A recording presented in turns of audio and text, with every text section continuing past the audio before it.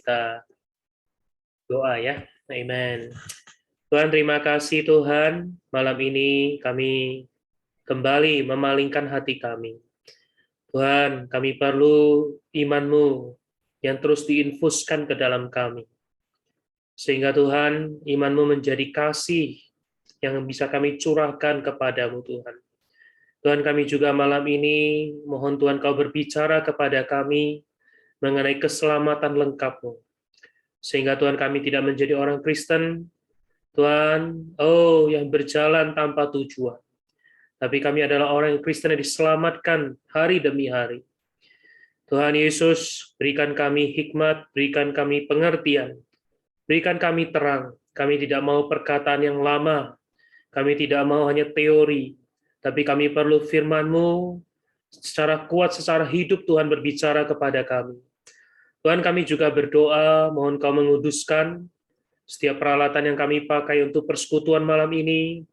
Tuhan, Kau kuduskan sehingga perkataan firman-Mu bisa diberitakan dengan kuat tanpa ada hambatan apapun.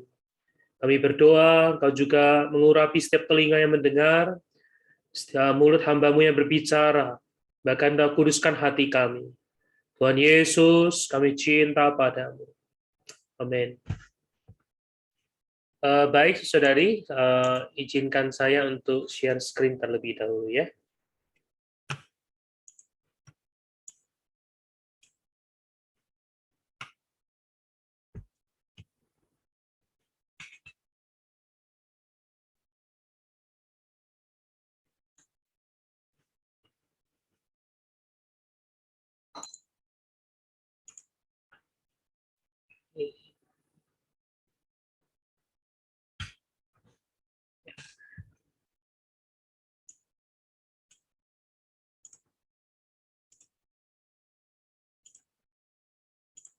Baik, saudari, puji Tuhan, malam ini kita akan membahas topik adalah ia sanggup menyelamatkan dengan sempurna. Ya. Saudara-saudari, ini adalah topik yang sebenarnya sama dengan renungan kelas pendalaman Alkitab yang saudara-saudari terima jika saudari memang masuk di dalam grup renungan pembacaan Alkitab, renungan pendalaman Alkitab ya. Yaitu minggu ini kita membahas mengenai keselamatan lengkap Allah, di mana keselamatan Allah itu memiliki dua aspek, yaitu aspek yuridis dan aspek organik. Ya. Mengapa dikatakan ada dua aspek? Maka saya terlebih dahulu di awal dari sebelum kita membahas poin demi poin, saya ingin kita mengenal bahwa ternyata keselamatan orang Kristen, keselamatan kita sebagai kaum beriman itu tidak sesederhana yang banyak kaum beriman atau orang Kristen pikirkan. Banyak orang Kristen berkata bahwa, saya sudah percaya Tuhan, saya sudah lahir baru, saya tinggal tunggu masuk surga.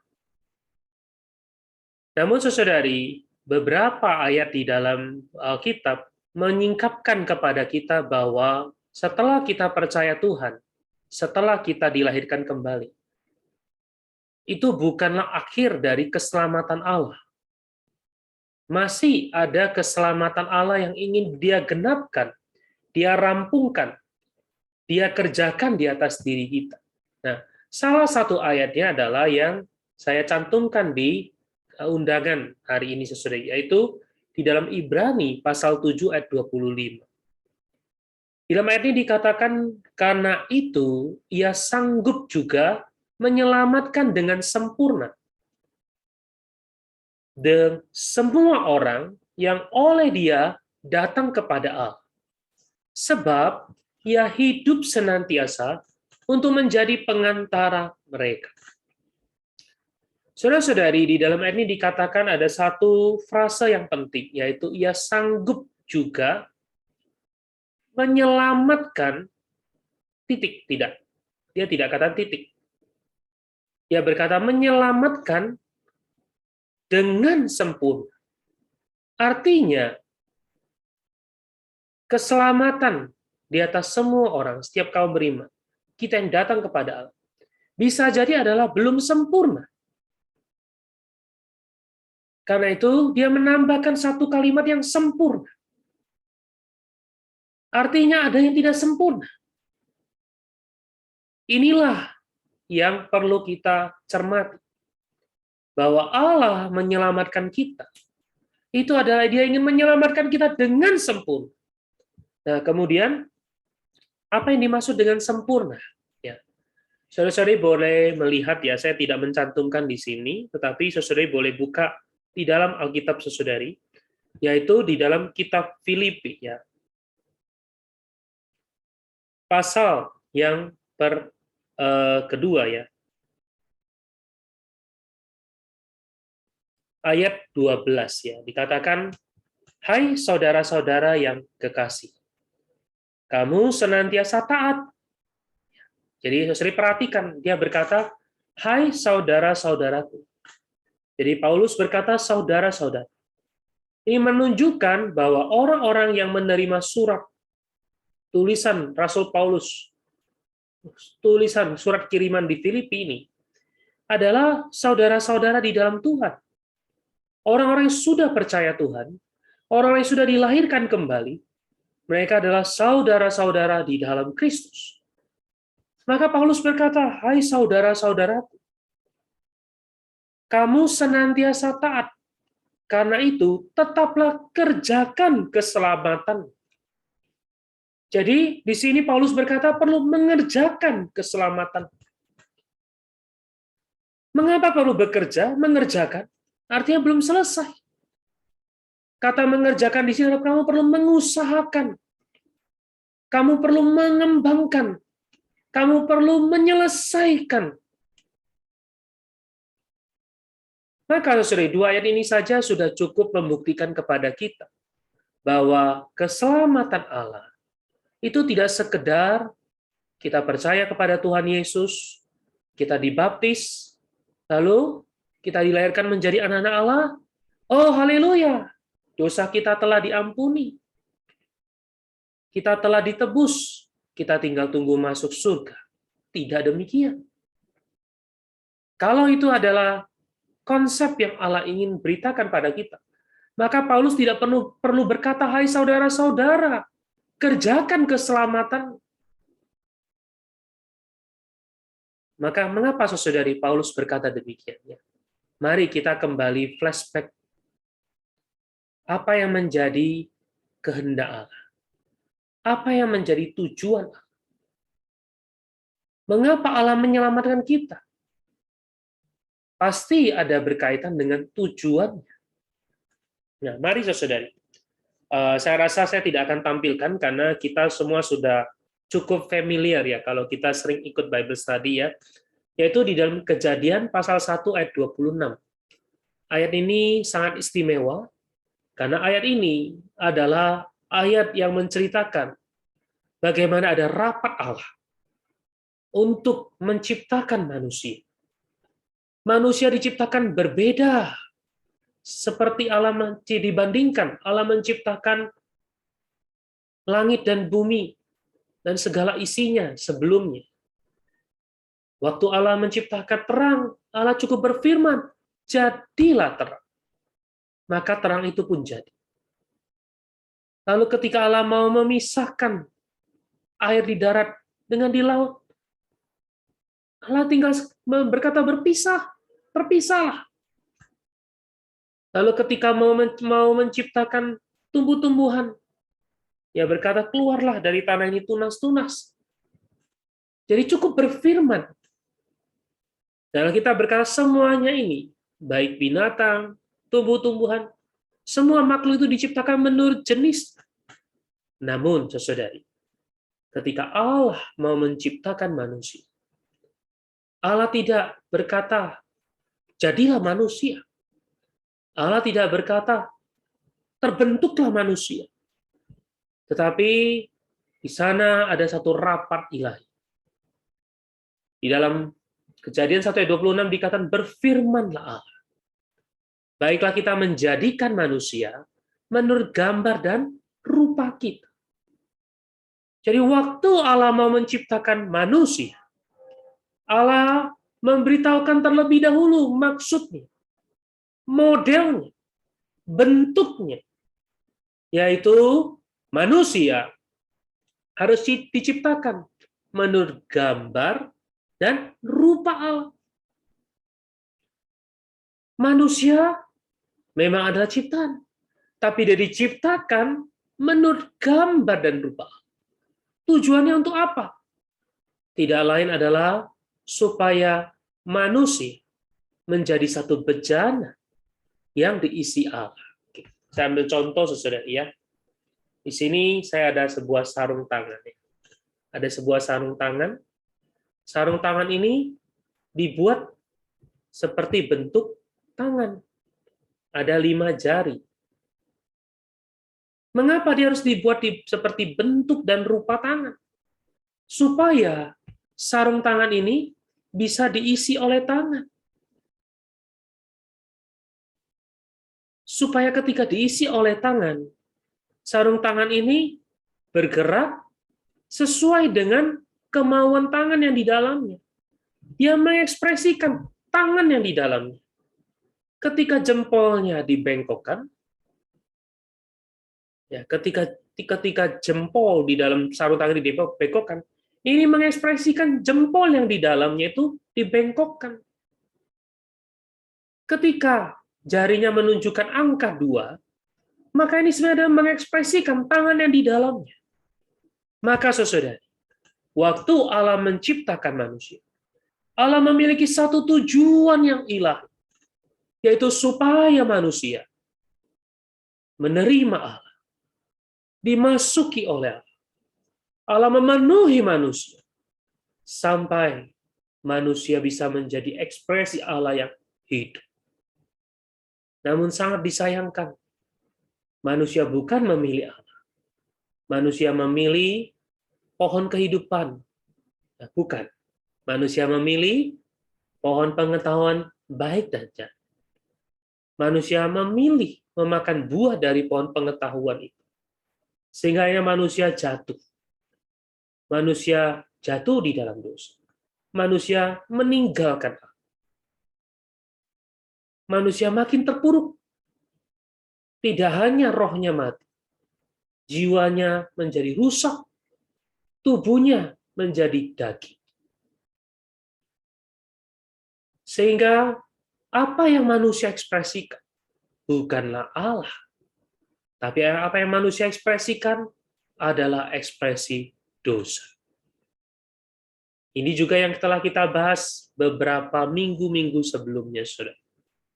Karena ada dosa bercokol di dalam kita, sehingga ada satu perdebatan. Walaupun ada keinginan yang baik, tetapi bukan keinginan baik yang kita lakukan, melainkan apa yang tidak baik, yang jahat. Karena ada dosa yang bercokol, akhirnya membuat tidak hanya kita melakukan yang jahat, kita bahkan melanggar perintah Allah. Kita menyalahi Allah. Kita melanggar kebenaran Allah. Maka saudara-saudara, ketika Allah mau menggenapkan tujuannya di atas manusia, ada satu poin yang Allah tidak bisa lewati, yaitu manusia harus dibereskan dulu. Harus benar dulu di hadapan Allah. Manusia harus dipulihkan kembali kepada kondisi semulanya, yaitu manusia dilepaskan dari dosa. Sama juga dengan sarung tangan ini. Jika sarung tangan ini jatuh ke selokan, kotor, penuh dengan kotoran, maka jika pemakainya adalah seorang yang bersih, atau jangankan seorang bersih, saya tidak mau memasukkan tangan saya ke dalam sarung tangan ini, karena kotor. Maka yang saya perlu lakukan adalah, saya perlu mencucinya dulu. Saya perlu membersihkannya dulu. Jika ada yang lubang, ada yang bolong, saya perlu menjahitnya dulu. Baru setelah dia bersih, saya baru mulai bisa masuk. Saya mulai merasa nyaman untuk memakainya. Saya mulai merasa nyaman untuk, bahkan saya merasa, wah hangat. Ya. Begitu dekat, menjadi satu dengan sarung tangan. Saudara-saudari, inilah keselamatan Allah. Ketika Allah mau menyelamatkan manusia dan membawa manusia merampungkan tujuan, maka Allah perlu pertama-tama membereskan terlebih dahulu, ya, aspek yang yuridis yang berkaitan dengan kebenaran Allah. Itulah sebabnya malam ini kita akan bahas, kita akan lihat secara poin demi poin bahwa keselamatan lengkap Allah dibagi atas dua aspek. Yang pertama adalah kita sebut penebusan yuridis. Mengapa yuridis? Karena ini berkaitan dengan kebenaran Allah. Manusia telah berdosa. Manusia telah melanggar Allah. Di dalam Efesus pasal 21 dikatakan kamu telah mati oleh karena pelanggaran-pelanggaran. Manusia telah melanggar Allah. Maka perlu ada pemberesan di dalam keadil benaran. Perlu secara hukum, secara yuridis dibereskan. Inilah keselamatan Allah di aspek yuridis. Jika manusia telah menerima ini, maka di aspek kebenaran Allah manusia telah lewat. Namun apakah manusia sudah menggenapkan hasrat hati Allah? Apakah manusia sudah berkenan kepada Allah? Apakah Allah sudah mendapatkan kehendaknya? Belum. Allah masih perlu mengerjakan keselamatan organik. Organik artinya berkaitan dengan hayat, yaitu Allah sang hayat itu. Di dalam Kristus, melalui roh itu, perlu menjenuhi seluruh diri kita, membangun kita, sehingga kita menjadi ekspresi Allah yang korporat. Kita menjadi wakil Allah. Itulah kehendak Allah. Nah, mari saudari, kita lihat poin demi poin. Ya. Di dalam penebusan yang yuridis, saudari, Alkitab memberikan beberapa poin, ya. Mungkin karena sangat dibatasi oleh waktu, saudari boleh baik-baik mencatat, ya. Lalu mulai membuka ayatnya, mulai melihat, merenungkan, ya. Ketika membaca, Anda boleh bersyukur, Tuhan, terima kasih. Ya. Pertama adalah kita diampuni. Karena kita telah bersalah kepada Allah. Kita perlu mendapatkan pengampunan. Maka melalui Kristus Yesus, Dia datang, Dia mati di atas kayu salib. Dia menggantikan kita. Harusnya kita lah yang digantung di atas kayu salib. Harusnya kita lah yang mati. Karena upah dosa ialah maut. Tetapi Kristus, Yesus, menggantikan kita. Sehingga oleh karena Dia telah berkorban, kita diampuni.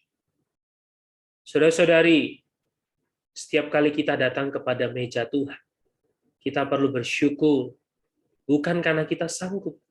Semua adalah karena pengorbanan Yesus.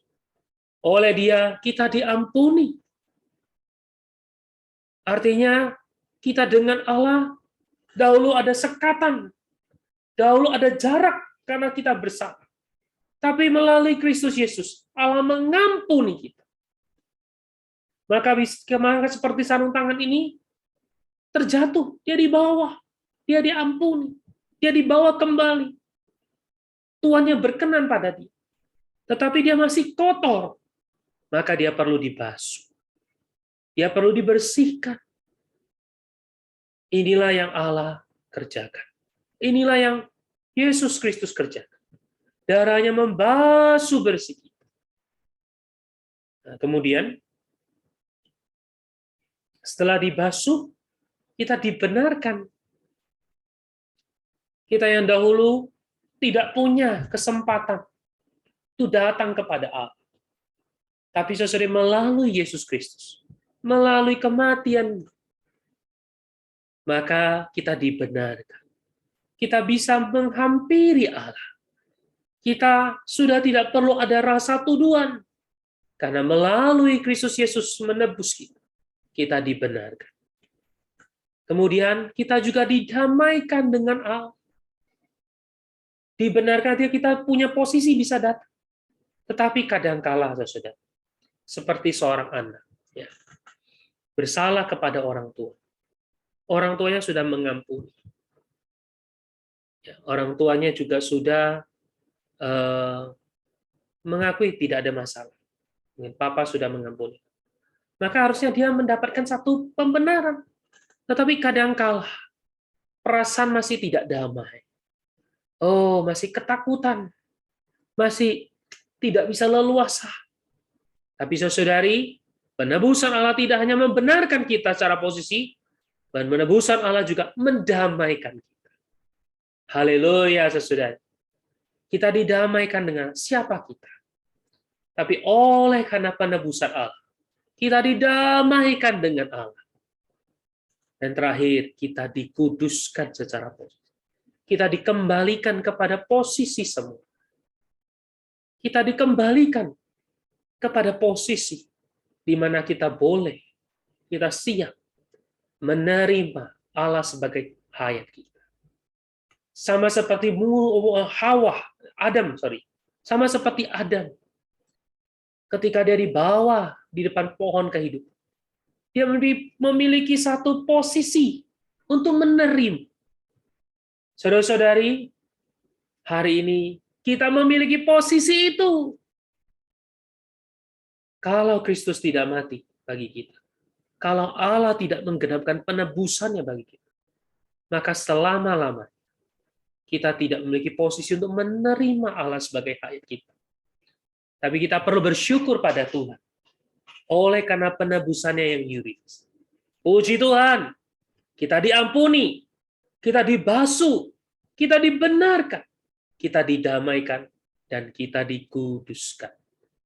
Baik, saudari, ayat ini saudari boleh catat, boleh baca baik-baik ya. Saya terbatas oleh waktu ya. Saya lanjutkan.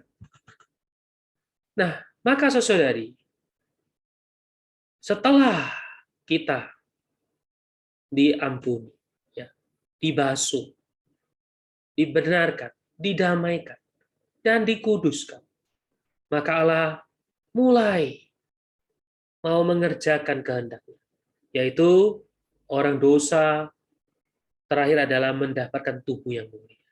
Sebenarnya inilah keselamatan yang Allah ingin kerjakan, yaitu kita menjadi ekspresinya yang mulia. Melalui apa? Pertama-tama orang dosa ini perlu dilahirkan kembali. Kemudian perlu digembalakan. Sorry ya. Orang dosa perlu dilahirkan kembali, perlu digembalakan, sehingga dia bertumbuh. Kemudian dia perlu juga diubah wataknya. Lalu dia diperbarui di dalam pikiran. Kemudian dia diubah. Dia dibangun. Dia diserupakan. Dan terakhir dia dimuliakan. Saudari, inilah tahapan keselamatan Allah yang organ. Saudari, tahapan inilah yang harusnya menjadi sejarah, ya, cerita, kisah keselamatan kita. Kisah setiap hari kita. Kita bangun pagi adalah untuk supaya Allah memiliki banyak kesempatan untuk menggembalakan kita, menguduskan watak kita, memperbarui pikiran kita, mengubah kita, membangunkan kita, menyerupakan kita, dan terakhir memuliakan kita. Baik, mari kita masuk poin demi poin, saudara ya. Maka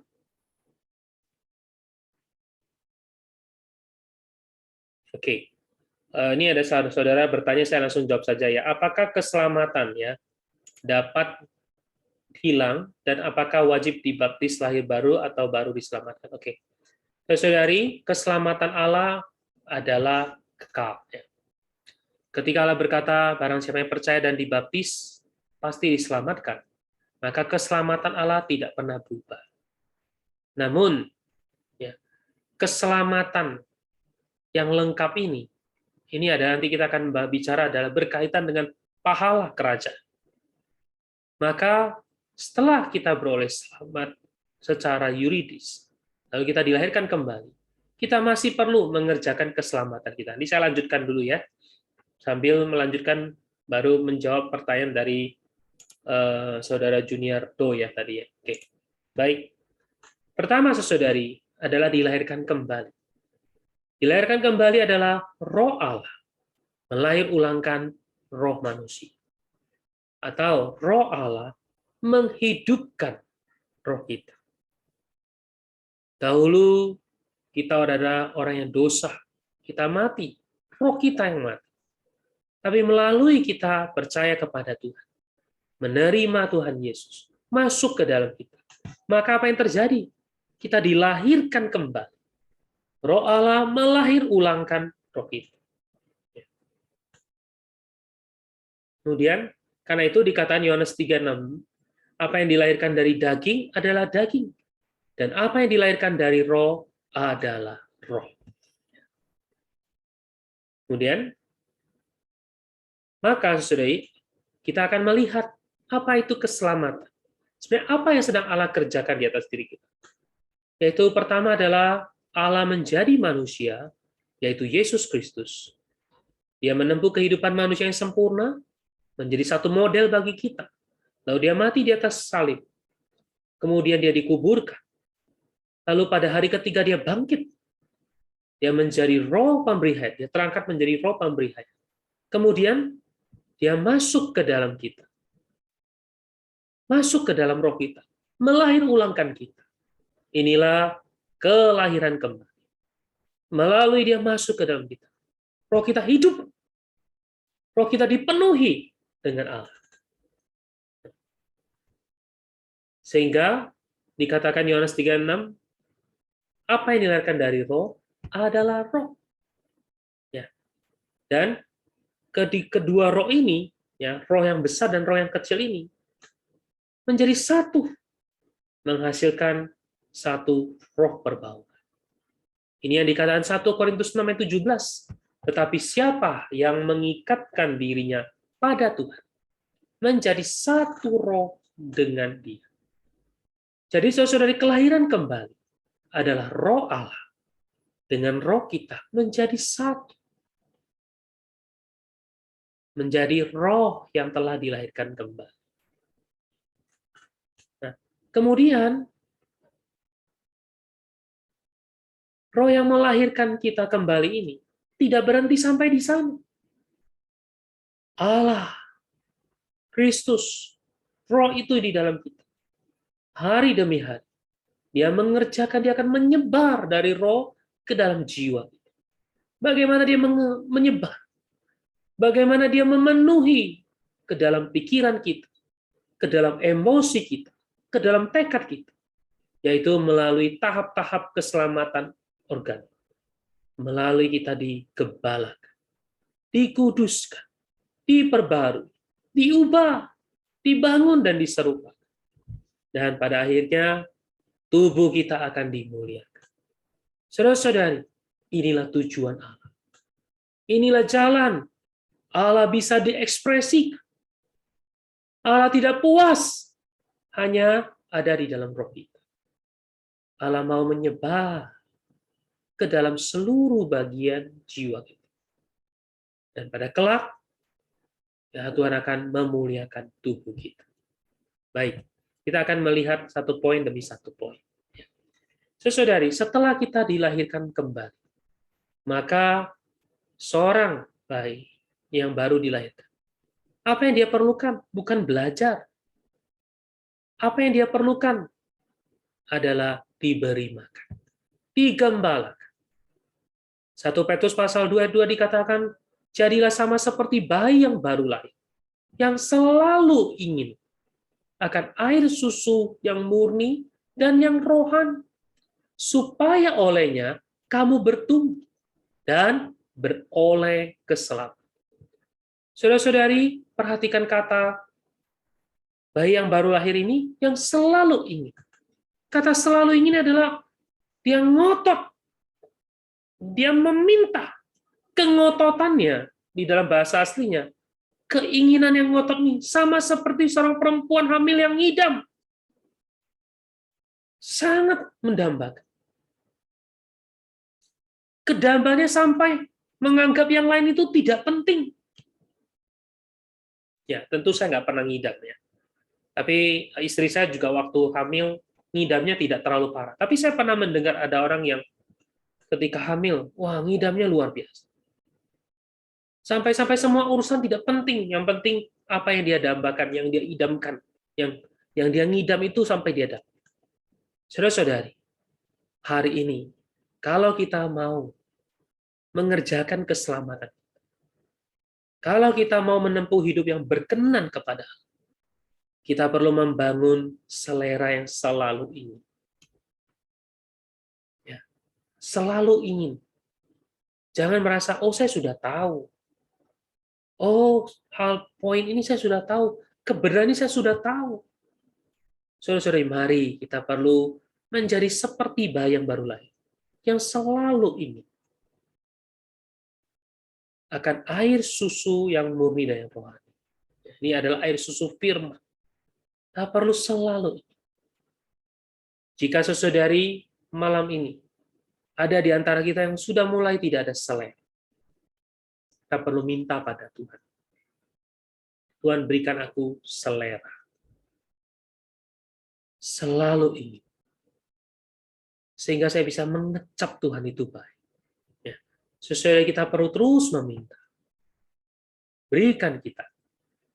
Selalu ingin. Ya. Nah, kemudian, bahkan tidak hanya air susu.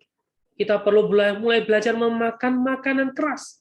Ibrani 5:14 dikatakan, tetapi makanan yang keras ada untuk orang-orang dewasa yang memiliki indera yang terlatih untuk membedakan yang baik dan yang jahat. Ketika mulai belajar makan makanan keras, kita mulai punya indera yang kuat, mulai bisa membedakan mana yang baik, mana yang jahat. Jangan hanya mau jadi air susu saja, saudara. Kita perlu bertumbuh. Makanan yang keras ini apa bedanya? Makanan yang keras ini perlu jerih lelah, perlu kunyah, perlu dikunyah, lalu dicerna. Kalau air susu lebih mudah. Nah, hari ini banyak di antara kita yang mungkin tidak menyukai makanan keras. Oh, saya hanya mau senang dia mendengar. Oh, kalau firman Tuhan yang enak didengar, saya mau dengar. Kalau yang sulit, udah nggak make sense. Memikul salib nggak make sense. Saudari, kita perlu belajar makanan keras. Perlu mengunyah firman Tuhan. Perlu makan. Setiap kita datang pada firman, perlu dicerna. Ya, seperti Nabi Yeremia dikatakan, ketika aku memakan gulungan kitab, ketika aku menemukan perkataanmu, aku memakan. Sesuai kita perlu datang pada firman. Perlu makan. Kalau bayi susu kan dikasih susu. Dipegangin kalau dua anak saya. Hari ini kita perlu makan sendiri, saudara. Oh, jangan hanya berharap, saya mau ikut. Hari ini sekarang ibadah gampang kan sesuai online. Saya mau dengar sini, saya mau dengar sana. Kalau saya punya dua gadget, dan telinga saya bisa dengar dua-dua, saya mau dengerin dua-dua. Tapi saudari, itu bukan bertumbuh. Kita perlu makan sendiri. Setiap hari kita perlu berjerilah di atas firman. Makan. Doa baca firman Tuhan. Mengunyah firman Tuhan. Barulah kita bisa bertumbuh. Selanjutnya ya. Kemudian makin kita makan, makin kita menikmati, makin kita akan mengalami yang namanya pengudusan waktu. Ya. Roma 6:22 dikatakan, tetapi sekarang setelah kamu dimerdekakan dari dosa dan setelah kamu menjadi hamba, kamu beroleh buah yang membawa kamu kepada pengudusan, dan sebagai kesudahannya ialah hidup yang kekal. Kemudian Efesus 1:4 dikatakan, sebab di dalam Dia Allah telah memilih kita sebelum dunia dijadikan, supaya kita kudus dan tidak bercacat di hadapan. Kata pengudusan di sini bukan pengudusan seperti di penebusan yuridis. Penebusan yuridis adalah seperti tangan ini. Sarung tangan ini kotor, dibersihkan, dibuat layak untuk dipakai. Tapi pengudusan watak ini adalah perlahan-lahan seluruh diri kita diresapi. Nah, karena itu saya ambil gambar seperti teh, air teh ya. Teh dicelupkan. Ini mungkin teh apa ya? Yang bunga yang merah ya. Ya ros apa namanya? Bunga merah lah yang asamnya. Itu dicelupkan. Makin dicelupkan, maka airnya mulai berubah. Mulai berubah. Airnya menjadi berwarna merah. Rosella saya jadi beringat. Jadi saudari, ini adalah Allah yang kerjakan. Makin kita menikmati firman Tuhan, makin kita merenungkan, perlahanlah Tuhan mengubah kita, mengubah, mengubah apa adanya kita. Ya, karena itu dulu saya sering berkata, mendengar ada satu pepatah ya, kamu adalah apa yang kamu makan, ya kan? Kalau kita dekat-dekat orang bule ya, katanya baunya bau keju, bau susu, karena makanannya adalah banyakkan mengkonsumsi.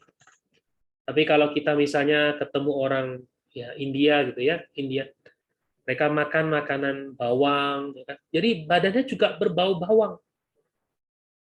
Nah, saudari kalau hari demi hari kita mulai makan firman Tuhan, mulai belajar makan makanan Tuhan, perlahan-lahan firman Tuhan akan tersusun di atas diri kita.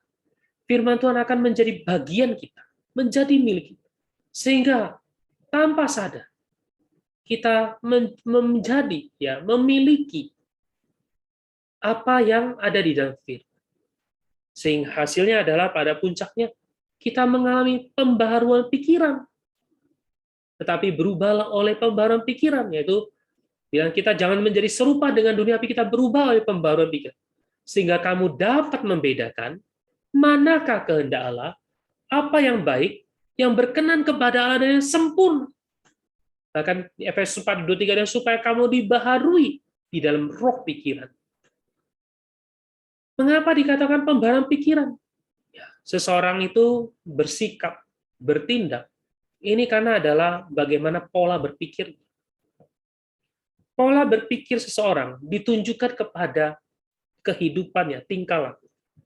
Jadi saudari kalau kita setiap hari diberi makan firman Tuhan, disusun oleh firman Tuhan, perlahan-lahan apa yang kita pikirkan adalah firman Tuhan. Itulah sebabnya Paulus berkata, kita perlu memikirkan perkara-perkara yang di atas, bukan perkara-perkara yang di bumi. Apa itu perkara di atas?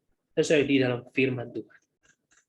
Ketika kita menaruh pikiran kita di atas, kita menaruh pikiran kita di dalam firman, maka pelan-pelan kita bukan hanya menikmati firman, bahkan firman itu menjadi susunan kita, firman itu menjadi pemikiran kita, pola pikir kita. Oh, sesuai, kita mulai akan berubah. Karena itu sangat ajaib. Kalau kita melihat ada seorang Kristen, dia sungguh-sungguh mencintai Tuhan, sungguh-sungguh menikmati firman. Pelan-pelan kita akan melihat orang ini berubah. Ya, satu kali beberapa minggu yang lalu ya, jadi ada seorang saudari muda yang dulu memang dirawat sama istri saya. Telepon ya, dia cerita bahwa dia ada keinginan, kedambaan mau melayani Tuhan. Wah, waktu saya mendengar ini saya berkata, sungguh firman Tuhan sudah mengubah saudari. Saya masih ingat pertama kali saya ketemu saudari muda. Ya, kalau dikatakan serupa dengan dunia, ya waktu itu betul serupa dengan dunia. Tapi sekarang melihat dia, melihat cara dia berkata-kata, cara dia bersikap, saya mulai melihat, oh, pekerjaan keselamatan Allah sudah lebih jauh di atas saudari. Tidak lagi terlihat dengan gamblang serupa dengan, tapi mulai pelan-pelan ada perubahan. Ya mulai ada kedambaan, mengasihi Tuhan, kedambaan mau melayani Tuhan. Ya mulai mengenal apa yang Allah berkenan. Saudara-saudari, inilah hasilnya. Inilah yang perlu kita kejar. Hari demi hari Tuhan mengubah pikiran kita. Tapi tentu harus dimulai dari apa? Diberi makan. Ya, saya lanjutkan. Nah, kemudian saudara, tidak hanya pemikiran kita, maka tadi saya katakan pemikiran seseorang itu akan mempengaruhi sikapnya, tindak tanduk orang itu. Sehingga demikian juga hal perkara rohani. Ketika Allah mulai memperbarui pikiran kita, maka yang terlihat di atas orang adalah ada satu perubahan. Ya. 2 Korintus pasal 3:18 dikatakan kita semua memandang dan memantulkan kemuliaan Tuhan dengan muka yang tidak berselubung. Dan karena kemuliaan itu datangnya dari Tuhan yang adalah roh, maka kita diubah menjadi serupa dengan gambarnya dalam kemuliaan yang semakin besar. Ketika kita memandang, ketika kita memikirkan perkara yang di atas, ketika kita memandang hanya pada firman Tuhan, maka dikatakan Tuhan akan mengubah kita menjadi serupa dengan gambar. Oh, saudari, inilah yang perlu kita kejar. Tuhan mau mengubah kita. Dan orang lain akan bersaksi, kamu berubah ya. Kamu sekarang seperti ini ya. Ini menunjukkan bahwa Allah sudah mulai mengerjakan sedikit demi sedikit, setahap demi setahap, perubahan. Kita menjadi serupa dengan gambar. Dahulu kita serupa dengan dunia. Tapi melalui kita mengerjakan keselamatan kita, maka Tuhan akan mengubah dari serupa dengan dunia ini menjadi serupa dengan gambaran. Puji Tuhan! Saudari, sungguh mulia keselamatan yang Allah mau kerjakan di atas diri. Allah tidak hanya sekedar membawa kita keluar, terlepas dari dosa. Tapi Allah mau mengubah kita. Dari serupa dengan dunia, menjadi serupa dengan gambarnya. Amin. Semoga ketika kita mendengar di dalam hati kita harus berkata, Tuhan, terima kasih. Tuhan, kerjakanlah keselamatan. Ya. Baik, saya lanjutkan. Lalu, setelah kita diubah, maka saudari, kita mulai menjadi dewasa. Akhirnya adalah kita bisa terbangun. Ya, dengan kita bertumbuh, ya kan? Di sini dikatakan bahwa dengan teguh berpegang kepada kebenaran di dalam kasih, kita bertumbuh dalam segala ke arah Dia. Kristus yang adalah kepala. Tadi dikatakan kita memandang Dia, makin memakan Dia, makin menikmati Dia, makin memikirkan Dia. Kita bertumbuh sesudah. Bertumbuh ke arah Dia. Hasilnya adalah apa? Daripadanya seluruh tubuh yang rapi tersusun akan menjadi satu oleh pelayanan semua bagiannya, sesuai dengan kadar pekerjaan tiap-tiap anggota, menerima pertumbuhan dan membangun dirinya di dalam kasih. Saudari, puji Tuhan, ya. Melalui kita diubah, kita bertumbuh, maka hasilnya adalah apa ciri-ciri orang bertumbuh? Maka kita bisa terbangun, kita bisa disusun, kita bisa diikat menjadi satu. Tapi kalau kita masih meronta-ronta, kalau kita masih mengeluh sana-sini, ini menunjukkan kita perlu Tuhan ubah terus. Tuhan bangunkan kita. Tuhan perlu mengerjakan keselamatannya lebih intens lagi di atas diri kita. Baik, saudara, puji Tuhan, karena saya perlu spend waktu untuk bagian beban aplikasinya ya. Nah, kemudian saudari, dengan kita dibangunkan, maka kita menjadi serupa. Kata serupa di sini, saudari, adalah bukan menjadi banyak rupa, banyak anak, tetapi serupa di sini adalah satu rupa.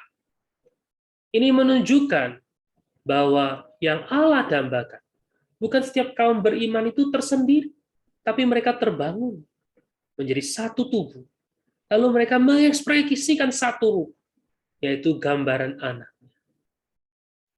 Puji Tuhan. Ya. Baik, saya lanjutkan ya. Terakhir adalah pemuliaan. Yaitu setelah seluruh jiwa, Tuhan menjenuhi seluruh jiwa kita. Emosi, tekad, pikiran kita. Kita bisa terbangun. Kita bisa menjadi ekspresi Allah di bumi.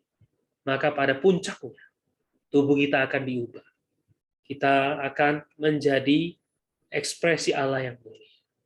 Saya bacakan ayat terakhir Roma 8 ayat 30, dan mereka yang ditentukannya dari semua, mereka itu juga dipanggilnya, dan mereka yang dipanggilnya, mereka itu juga dibenarkannya, dan mereka yang dibenarkannya, mereka itu juga dimuliakannya. Puji Tuhan ya. Baik, saya share screen sampai di sini. Saya ingin membahas poin aplikasinya, saudari. Bagaimana saudara kita mengerjakan keselamatan ini? Yaitu kita perlu ya setiap hari perlu mengejar Kristus. Nah, bagaimana aplikasinya ya? Saya terus merenungkan ya. Karena itu saya merasa saya ingin share ya apa yang saya nikmati 1 minggu ini di dalam penuntutan gereja, ya khususnya membicarakan kita perlu mengembangkan kasih kita, ya, kasih kita kepada Allah dan ya mengembangkan iman kita kepada Allah dan kasih kita bagi Dia. Maka artinya apa, saudari? Sebenarnya yang dimaksud tuh mengerjakan keselamatan yang lengkap di atas diri kita adalah kita perlu mengembangkan iman kita. Iman adalah substansi, kemampuan untuk kita menerima Allah, menerima Dia sebanyak mungkin. Dan semakin kita menerima Dia, maka semakin kita mengasihi Dia. Saya ambil contoh, saudara-saudari ya. Seorang anak, dia tentu mengasihi orang tuanya. Ya, seperti anak saya ya. Dia sering berkata, anak yang paling kecil ya, yang cewek, Ari sayang papa, ya kan. Tetapi ketika dia salah, tentu saya menegur dia, saya memarahi dia. Nah, karena dia masih kecil, ketika dimarahin dia langsung berkata, aku nggak suka papa. Jadi sepertinya kasihnya berubah. Nah, saudara, ini yang menunjukkan apa? Ini adalah menunjukkan masih kecil, masih bayi, yang masih cuma minum susu. Ya, kalau senang, maka dia dengar. Nggak senang, dia nggak dengar. Hari ini banyak orang Kristen seperti itu. Tuhan, aku mengasihimu ketika semua baik. Ketika semua nggak baik, kita masih mengasihi Tuhan. Ketika doa kita dijawab, kita mengasihi Tuhan. Lalu bagaimana kalau doa kita tidak dijawab? Bagaimana Tuhan mengizinkan ada satu masalah terjadi atas diri kita? Bagaimana kalau Tuhan mengizinkan ada satu penyakit mungkin menimpa? Apakah kita masih mengasihi Tuhan? Ini sangat menunjukkan apakah kita sudah bertumbuh, apakah kita sudah diubah, apakah kita sudah dikuduskan secara watak. Oh, saudara, mari kita perlu mengejar. Nah, bagaimana kita bisa mengasihi ini? Tentu kasih adalah bersumber dari iman. Semakin iman kita bertambah, iman adalah substansi, adalah kemampuan kita untuk menerima. Semakin kita melihat nilai Allah, semakin kita mengenal, semakin kita menerima Allah, semakin kita memiliki Allah, maka semakin kita bisa mengasihi. Sama seperti anak saya percaya ya, karena saya juga mengalaminya. Waktu kecil saya sering salah paham dengan orang tua. Saya sering menyalahkan, oh mama tidak sayang saya, mama lebih sayang kakak, dan sebagainya. Karena kakak minta ini dikasih, saya minta ini nggak dikasih. Padahal yang saya minta adalah tidak sesuai umur saya. Tapi saya berkata, mama saya tidak sayang saya.